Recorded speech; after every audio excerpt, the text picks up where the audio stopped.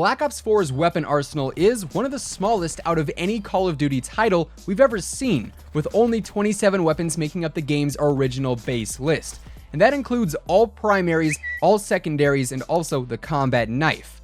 Now, out of those 27 weapons, there's definitely a select few that a lot of players seem to flock to due to their pretty obvious superiority in the grand scheme of things. But according to multiplayer developer Tony Flame, the Black Ops 4 weapon arsenal is going to be shaken up once again here in the very near future, as another round of buffs and nerfs are coming to the game. So today, we're breaking down what weapon changes are confirmed as of right now, and also what weapons I think should be included in this new round of balancing and adjustments.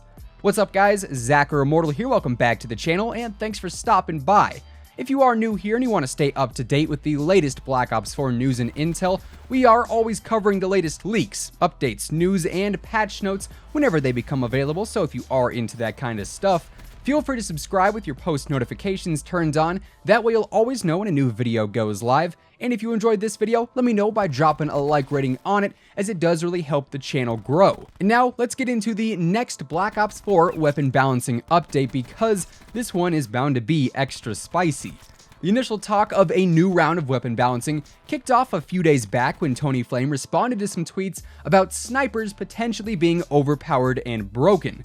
Now, we're not going to get too deep into those tweets because they don't really provide too many facts, more so just drama and controversy, so forgoing those tweets and skipping to Tony's most recent weapon balancing related tweet, he says, "Last week we mentioned some internal discussions about sniper tuning, expecting mixed reactions, and helpful mixed reactions we got, thanks for the feedback. It was a conversation starter, not an announcement of a tuning change, nothing planned at the moment, but all rights reserved." So this tweet kind of cleared the air regarding the potential sniper nerf that a lot of people were freaking out about. But we're going to be circling back to snipers here as we get a little bit later on into the video, because as far as official confirmations go, we actually have one more huge piece of information stemming from Tony Flame. Now, instead of Twitter, this time Tony took to Reddit to respond to a post titled, "After 6 months, the submachine guns have to be the worst set of submachine guns that we've ever gotten in a Call of Duty game."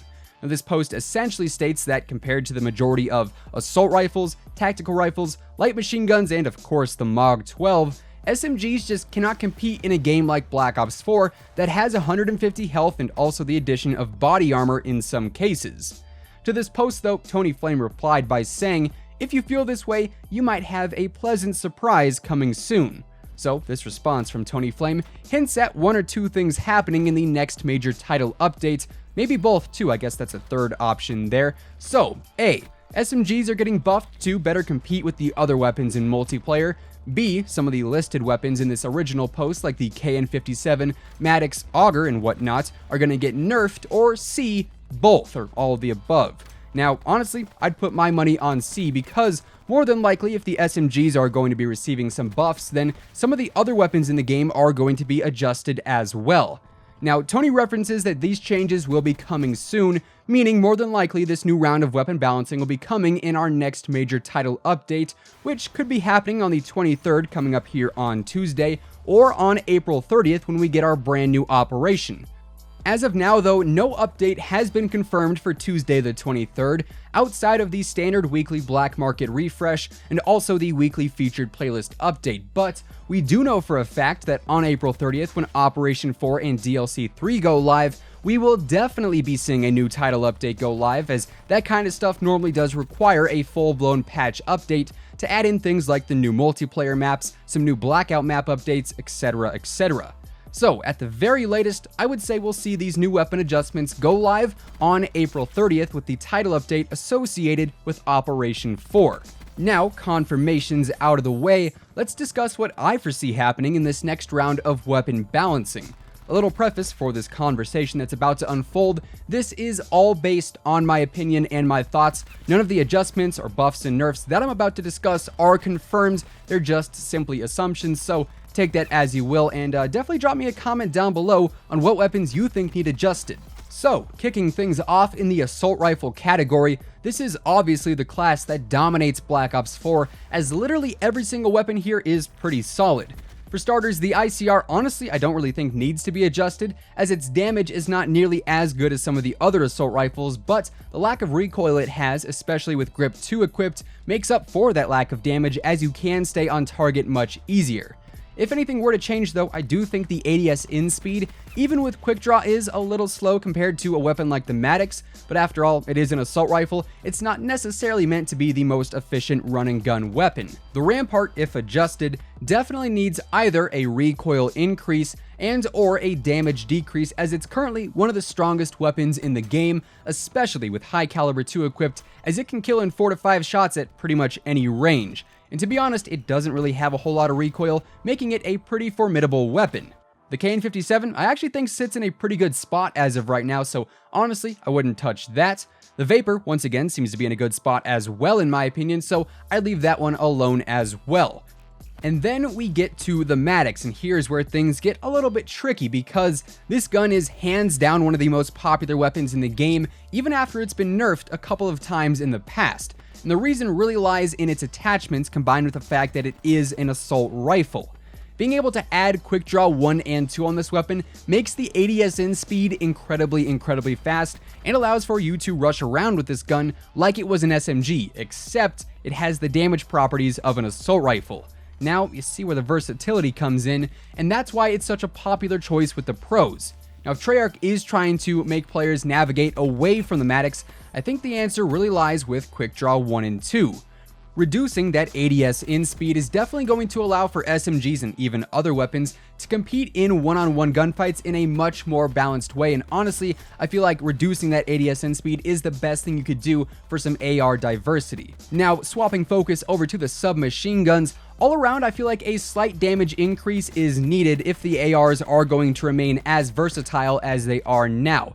But with a few certain AR nerfs, honestly, I feel like the current SMG damage meta could work. That said though, the GKS absolutely needs a massive buff if you ask me, because honestly, putting it nicely, the thing is a straight pea shooter. In hardcore, it's not that bad. In core though, it's a no-go. It's not viable, it's not that good. Buff the damage and the GKS could actually be a pretty formidable weapon, but as it stands right now, it's a hot pass from me. Also, I would love to see an ADS in speed increase for the Cordite, just to make it feel a little bit more like a submachine gun. To me, out of all the SMGs, the Cordite, when you're running around with it, feels the least like an SMG, but as far as the submachine guns go, that is where my potential changes start and stop. Over in the tactical rifles, being completely honest, the only adjustment I feel like needs to be made is to the Augur's time to kill.